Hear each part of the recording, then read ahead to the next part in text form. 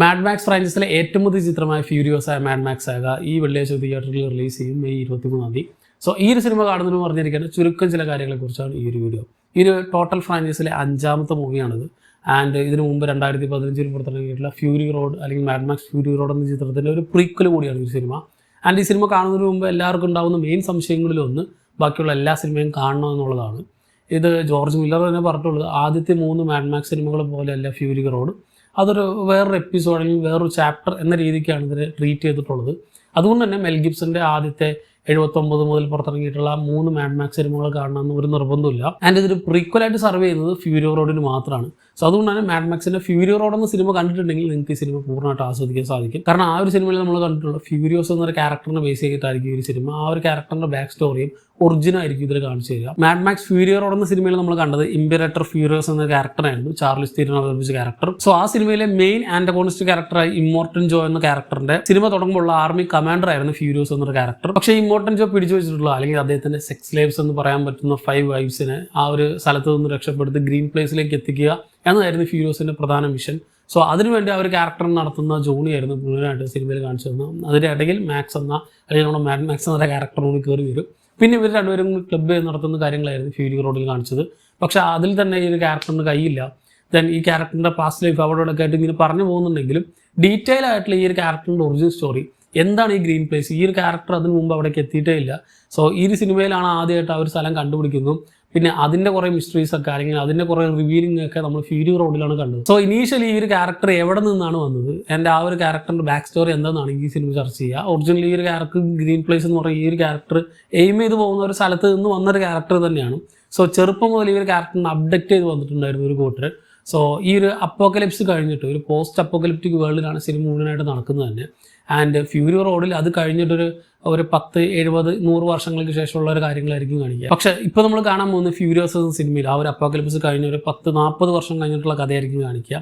So ഈ ഒരു green പ്ലേസിൽ താമസിച്ചു കൊണ്ടിരുന്ന ഈ ഒരു ഫ്യൂരിയോസ് അടക്കമുള്ള ബാക്കിയുള്ള ക്യാരക്ടേഴ്സിനൊക്കെ തന്നെ ഒരു കൂട്ടം ആൾക്കാർ അപ്ഡേറ്റ് ചെയ്ത് കൊണ്ടുപോവുകയാണ്. സോ ഈ ഒരു അപ്പോക്കലിപ്സ് കഴിഞ്ഞ് കുറേ ഗ്യാങ്സ് അവിടെ ഉണ്ട്. അതിലുള്ള മെയിൻ ഗ്യാങ്സിലൊന്നായിരുന്നു നമ്മളിപ്പോൾ ഈ ഫ്യൂരി റോഡിൽ കണ്ട ഇമ്മോർട്ടൻ ജോയുടെ ക്യാരക്ടർ. ഇത് കൂടാതെ വേറെ കുറേ ഗ്യാങ്സ് ഉണ്ടായിരുന്നു. അതിലെ പ്രധാനപ്പെട്ട ഒരു ബൈക്കർ ഗ്യാങ്ങിലെ ഒരു വാർലോട്ട് ലീഡർ ക്യാരക്ടർ ആയിരുന്നു ഡിമൻഡസ്. ഈ ഡിമൻഡസ് ആണ് പണ്ട് ഫ്യൂരിയോസിനെ തട്ടിക്കൊണ്ടുപോയത്. സോ ചെറുപ്പത്തിലെ ഈ ഗ്രീൻ പ്ലേസിൽ നിന്നും തന്നെ അപ്ഡേറ്റ് ചെയ്ത് കൊണ്ടുപോയ ഈ ഡിമൻഡസിനെതിരെയുള്ള ഫ്യൂരിയോസയുടെ നീക്കങ്ങളായിരിക്കും ഈ സിനിമയിൽ നമ്മൾ മുഴുവനായിട്ട് കാണാൻ നിൽക്കുക. ആൻഡ് ഇതിനിടയിൽ ഓൾറെഡി ഈ ഒരു 2 ക്യാരക്ടേഴ്സ് തമ്മിൽ അല്ലെങ്കിൽ പ്രധാനപ്പെട്ട ഇമ്മോർട്ടൻ ജോയും ഡിമൻഡസും തമ്മിലുള്ള ഫ്ലാഷുകളൊക്കെ അവിടെ നടക്കുന്നത്. അതിനിടയിൽ ഫ്യൂരിയോസ് എന്തൊക്കെയാണ് ചെയ്യുന്നതായിരിക്കും നമ്മൾ ഈ സിനിമയിൽ കാണാൻ പോവുക. സോ അതുകൊണ്ട് തന്നെ ഫ്യൂരി റോഡിൽ നമ്മൾ കണ്ടിട്ടുള്ളത് ആ ഒരു വലിയ വേൾഡിന്റെ ഒരു ചെറിയൊരു പോർഷൻ മാത്രമാണ്, ചെറിയൊരു വൺ ഡേ സാധനം മാത്രമായിട്ട് നമ്മൾ ആ ഒരു സിനിമയിൽ കണ്ടതെങ്കിൽ ഈ ഒരു സിനിമയിൽ കുറച്ചും കൂടി എലാബറേറ്റ് ചെയ്ത് ആ ഒരു വേൾഡ് ബിൽഡിങ്ങിനെ പ്രോപ്പറായിട്ട് എസ്റ്റാബ്ലിഷ് ചെയ്യുന്നവർക്ക് സാധിക്കും. എവിടെയാണ് എന്തൊക്കെയാണ് നടന്നത്, കൂടാതെ ഇത് കൂടാതെയുള്ള മറ്റ് ക്യാരക്ടേഴ്സ് ആരൊക്കെയാണെന്നൊക്കെ ഡീറ്റെയിൽ ആയിട്ട് പറയുന്ന ഒരു സിനിമ കൂടിയായിരിക്കും ഫ്യൂരിയോസ. ആൻഡ് ഈ സിനിമയിലേക്ക് വരുമ്പോൾ ഒരുപാട് കാസ്റ്റ് ചേഞ്ച് ഉണ്ട്. ഇതിൽ ആദ്യം ഡി-ഏജിങ് വെച്ച് ചാർലിസ് തെറന്റെ ക്യാരക്ടർ തന്നെ ഡി-ഏജിങ് വെച്ചിട്ട് ചെയ്യാന്നൊക്കെയാണ് ആദ്യം ഇവർ വിചാരിച്ചത്. പക്ഷെ പിന്നീട് ആ തീരുമാനങ്ങളൊക്കെ മാറ്റി എൻറ്റയർലി പുതിയൊരു കാസ്റ്റിനെ വെച്ച് ഈ ഒരു പ്രീക്വൽ ചിത്രം എടുക്കാന്നാണ് ഇവർ തീരുമാനിച്ചത്. അങ്ങനെയാണ് ആനിയ ടൈലർ ജോയിനെ നമ്മുടെ ഈ കാണുന്ന ഫ്യൂരിയോസ് എന്നൊരു ക്യാരക്ടറായിട്ട് കാസ്റ്റ് ചെയ്തിട്ടുള്ളത്. കൂടാതെ ഇതിൽ പ്രധാന ആന്റഗോണിസ്റ്റ് ക്യാരക്ടറായി ഡിമൻഡസ് എന്നൊരു ക്യാരക്ടറിനെ അവതരിപ്പിക്കുന്നത് ക്രിസ് ഹെംസ്വർത്തുമാണ്. ക്രിസ് ഹെംസ്വർത്തിനെ നമുക്ക് ട്രെയിലറൊക്കെ കാണുമ്പോൾ പെട്ടെന്ന് മനസ്സിലാക്കാനേ പറ്റില്ല. അദ്ദേഹത്തിന് വോയിസ് ഓവറിൽ ചേഞ്ച് ഉണ്ട്, ഫിസിക്കലി ഭയങ്കര വ്യത്യാസമുണ്ട്. അപ്പോൾ പെട്ടെന്ന് മനസ്സിലാക്കാൻ പറ്റാത്ത അത്രയും ഗംഭീരമായിട്ടുള്ള മേക്കപ്പ് ഒക്കെയാണ്. ഇത് കൂടാതെ നമ്മൾ ഫ്യൂരി റോഡിൽ കണ്ടിട്ടുള്ള ഒരുപാട് റിട്ടേണിംഗ് ക്യാരക്ടേഴ്സ് ഉണ്ട്. ഇമ്മോർട്ടൻ ജോ എന്നൊരു ക്യാരക്ടർ, ദെൻ നത്താൻ ജോൺസിന്റെ റിക്ടസ് എന്ന ക്യാരക്ടർ ഒക്കെ തന്നെ ഇതിൽ റിട്ടേൺ ചെയ്യും. പിന്നെ എല്ലാവർക്കും ഉണ്ടാകുന്ന പ്രധാന ചോദ്യങ്ങളിൽ ഒന്ന് ടോം ഹാർഡിയുടെ ക്യാരക്ടർ റിട്ടേൺ ആവുമെന്ന്. ഇതൊരു ആ ഒരു ക്യാരക്ടറിന് അല്ലെങ്കിൽ മാക്സിനെ കേന്ദ്രീകരിച്ചുള്ള ഒരു മൂവിയല്ല.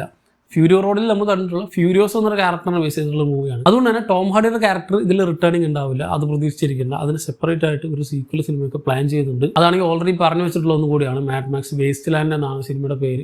സോ ആ ഒരു സീക്വലിനെ കുറിച്ചായിരുന്നു ആദ്യം ഒരു ചർച്ച ചെയ്തുകൊണ്ടിരുന്നത്. പിന്നെ ഇത് പ്രീക്വൽ ആദ്യം ഇറക്കിയിട്ട് പിന്നെ സീക്വൽ ഇറക്കാമെന്നായിരുന്നു. കാരണം ഈ ഒരു പ്രീക്വൽ ഇതിന് മുമ്പേ ഒരു പ്ലാൻ ചെയ്തതാണ്. ജോർജ് മില്ലർ ആദ്യത്തെ ഫ്യൂരി റോഡ് എന്ന സിനിമയുടെ ബാക്ക് ടു ബാക്ക് ആയിട്ട് ഷൂട്ട് ചെയ്യാൻ വെച്ചിരുന്ന മൂവി കൂടിയാണ് ഈ ഫ്യൂരിയോസ. പക്ഷെ പല കാരണങ്ങൾ കൊണ്ടാണ് അത് പിന്നെ സ്റ്റോപ്പ് ചെയ്തത്. ദെൻ ഇത്രയും ഡിലേ വരാനും ഒരുപാട് വിഷയങ്ങളുണ്ടായിരുന്നു. വാറൻ ബ്രോസ് സാലറി കൊടുത്തില്ല, അങ്ങനത്തെ കുറേ ഇഷ്യൂസൊക്കെ ഉണ്ടായിരുന്നു. ദെൻ കോവിഡ്, അങ്ങനത്തെ കുറേ കാര്യങ്ങൾ കൊണ്ടാണ്. ഇത്രയും ഡിലേ വന്നത് ഫ്യൂരിയോസയുടെ കാര്യത്തിൽ. ആൻഡ് ഈ സിനിമയുടെ മറ്റൊരു പ്രത്യേകത, ഹോളിവുഡ് സിനിമകൾ കാണുന്ന എല്ലാവർക്കും തന്നെ വളരെയധികം ഫേവറേറ്റ് ആയിട്ടുള്ള സിനിമകളിൽ ഒന്നാണ് ഫ്യൂരിയോ. വളരെ കുറച്ച് ഹേറ്റേഴ്സ് ഉള്ളൊരു മൂവിയാണ്. അത്രയധികം ഒരുപാട് പ്രേക്ഷകർക്ക് ഇഷ്ടമായിട്ടുള്ള ഒരു മൂവികളാണ്. ഒരു ഗംഭീര സിനിമാറ്റിക് എക്സ്പീരിയൻസ് ആയിരുന്നു ആ ഒരു ചിത്രം. ആൻഡ് അതിന്റെ അടുത്ത പാർട്ട് ഇറങ്ങുമ്പോഴുള്ള പ്രതീക്ഷ അതിനേക്കാൾ ഉപരി ആയില്ലെങ്കിലും അതിന്റെ അത്രയെങ്കിലും കിട്ടിയാൽ തന്നെ ഒരു ഗംഭീര ഔട്ട്പുട്ട് ആയിരിക്കും എന്നുള്ളത് തീർച്ചയാണ്. സോ അതുകൊണ്ട് തന്നെ 2024 ഹോളിവുഡിൽ നിന്ന് ഇറങ്ങുന്ന മോസ്റ്റ് ആന്റിസിപ്പേറ്റഡ് മൂവീസിൽ ഒന്നുകൂടിയാണ് Furiosa a Mad Max saga.